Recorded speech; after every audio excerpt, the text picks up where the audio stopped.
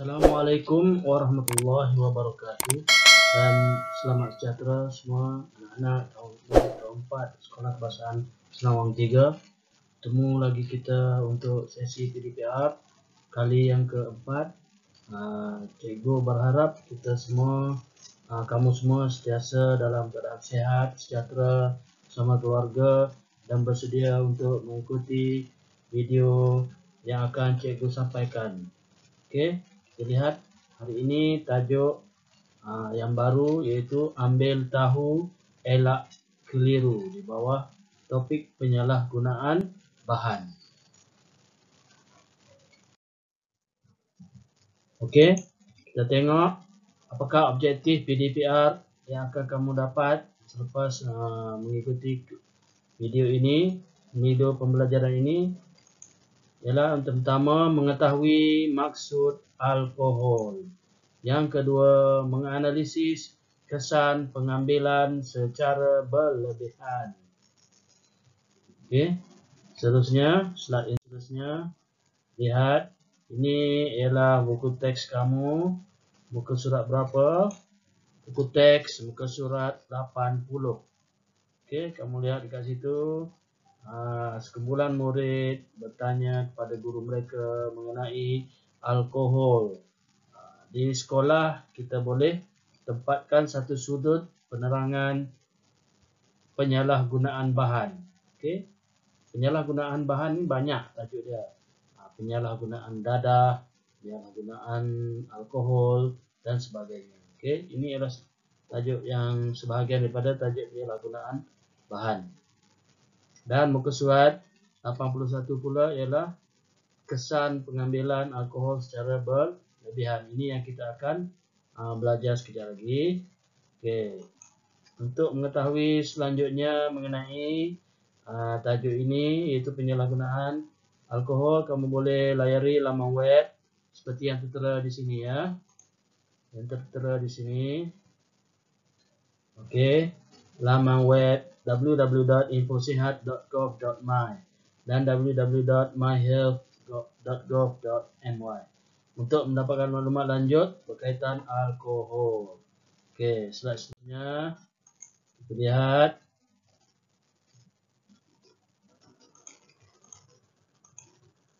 Apakah yang dimaksudkan dengan alkohol?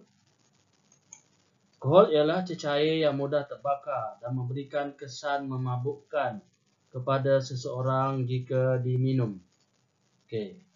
Okey, jika kita minum alkohol ini, ia boleh mendatangkan rasa mabuk. Okey. Jika diminum secara berlebihan. Okey, secara berlebihan. Jika diminum secara berlebihan.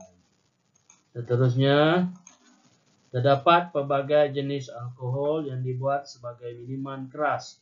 Antaranya yang disebut sebagai arak. Okey, pernah dengar arak? Okey, apa dia arak? Arak ialah minuman memabukkan yang dibuat melalui proses penyulingan dan pemeraman air anggur dan sebagainya. Jenis inilah yang memabukkan dan haram orang Islam meminumnya. Contoh jenama arak ialah Carlsberg, Guinness, Tiger Beer dan banyak lagi ya. Seterusnya, ini ialah gambar jenis-jenis arak. Okay. Arak ni dalamnya terdapat alkohol. Okay. Digunakan oleh orang untuk minum. Okay. Okay. Seterusnya, penyalahgunaan alkohol. Tajuk penyalahgunaan alkohol. Apakah yang dimaksudkan dengan penyalahgunaan alkohol? Maksudnya ialah penggunaan apa jua jenis bahan yang bertentangan dengan kepentingan rawatan dan fungsinya. Okey. Ada alkohol ni digunakan dalam perubatan, digunakan dalam minyak wangi, digunakan untuk minyak wangi. Ada juga alkohol yang digunakan dalam masakan. Okey.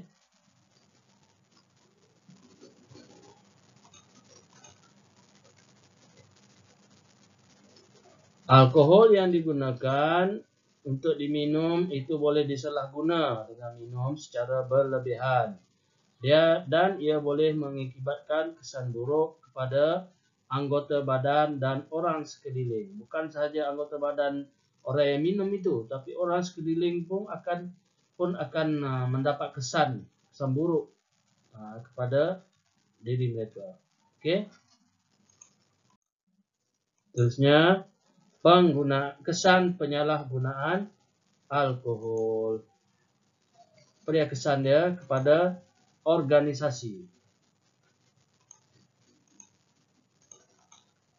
Pemikiran dan pertuturan terganggu. Penglihatan menjadi kabur. Okey, mata makin tak nampak. Okey. Bukan sebab rabun, tapi sebab minum arak tu, minum alkohol. Seterusnya, masalah pernafasan.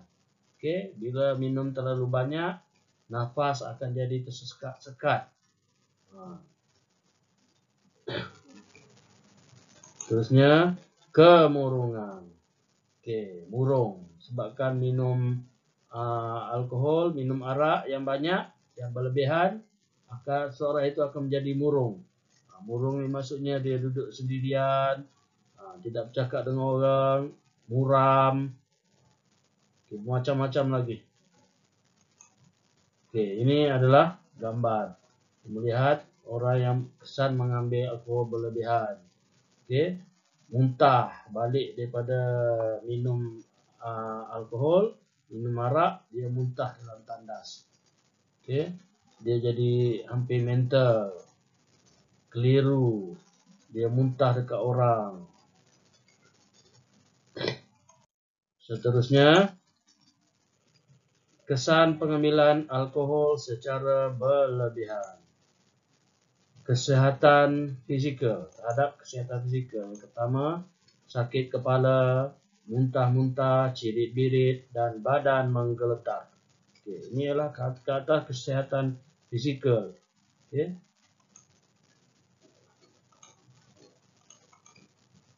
Okay, muntah, sakit perut, cirit-birit, tangan menggeletar, badan menggeletar. Okay.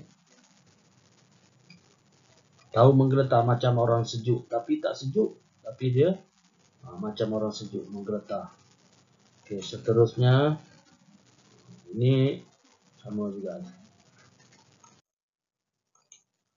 Atas kesihatan emosi pula, keresahan dan kemurungan. Badan jadi tidak stabil, cepat marah dan agresif. Okey. Badan ni jadi tidak stabil, goyang-goyang, berjalan pun terhoyong-hayang, nak jatuh. Okey. Dia akan jadi cepat marah. Kalau orang tu dia sentiasa mabuk, dia akan menjadi cepat marah dan agresif. Macam binatang, agresif. Okey, ini contoh murung. Tidak stabil, akan berjalan tu yang boleh jatuh, menjadi marah. Okey, terusnya terhadap kesan pengambil alkohol secara berlebihan terhadap kesihatan mental seorang. Kecelaruan tingkah laku. Okey, tingkah laku dia menjadi celaru, tidak tentu hala. Keyakinan diri menurun. Dia tidak hilang keyakinan diri dia. Lama-lama boleh hilang keyakinan diri sendiri. Hilang ingatan sementara dan juga kekal. Mungkin akan menjadi hilang kekal, jadi gila. Hilang ingatan tu macam orang gila lah. Seterusnya, hilang pertimbangan dan keliru membuat keputusan. Dia tidak dapat membuat keputusan yang betul terhadap suatu perkara. Ini contoh gambar-gambar yang cikgu dapatkan. Mana dia hilang ingatan.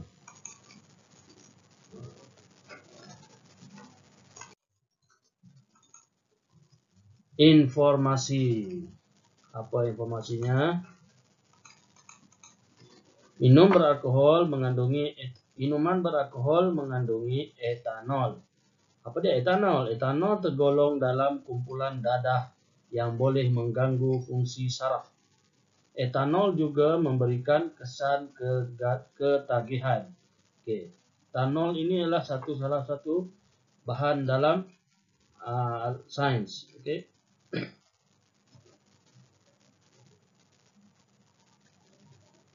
Bila dia digunakan dalam minuman beralkohol itu secara berlebihan, dia boleh menyebabkan mengganggu fungsi saraf. Sebab tu jadi badan menggeletar. Kemudian orang itu akan sentiasa nak minum. Tagih itu sentiasa rasa nak, tak berhenti. Tak boleh berhenti. Mesti nak minum. Itu ketagih. Okey. Seterusnya, hukum arak dalam Islam. Arak dalam Islam adalah haram. Firman Allah Subhanahu wa taala bermaksud, wahai orang beriman, bahawa sesungguhnya arak dan judi, pemujaan berhala dan mengundi nasib dengan bata-bata anak panah adalah sesungguhnya kotor, keji dari perbuatan syaitan. Oleh itu hendaklah kamu menjauhinya supaya kamu berjaya. Surah Al-Maidah ayat 90. Itu adalah hukum meminum arak dalam Islam. Arak adalah ibu segala maksiat dan ianya adalah maksiat paling mengaibkan. Kenapa? Daripada minum arak itu boleh menyebabkan berlakunya pelbagai perkara. Contoh kita dah melihat sebelum ini dalam berita-berita terlihat kesan daripada orang yang mabuk mengakibatkan dia bawa kenderaan, dia akan langgar orang sebab mabuk. Langgar pejalan kaki, langgar orang menunggang motosikal. Dia bawa kereta pun tak betul. Okey.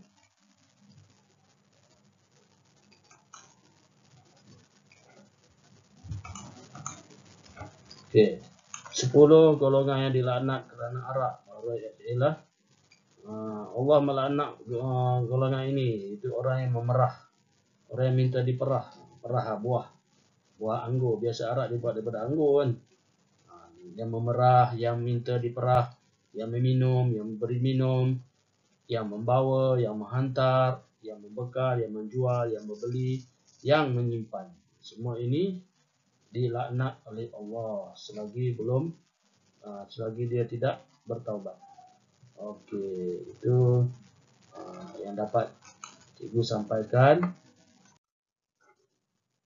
pada hari kali ini. Okey, itu saja, sekian, terima kasih. Sebelum itu cikgu ingin beri penerangan kepada kamu. Kamu salin nota tajuk ambil tahu elak keliru penyalahgunaan bahan ini dalam buku tulis. Nota-nota yang kamu dapati, yang akan cikgu berikan kepada kamu itu, kamu salin dalam buku tulis. Kemudian kamu jawab kuis. Okey, itu saja. Sekian, wabillahi taufiq. Wassalamualaikum warahmatullahi wabarakatuh.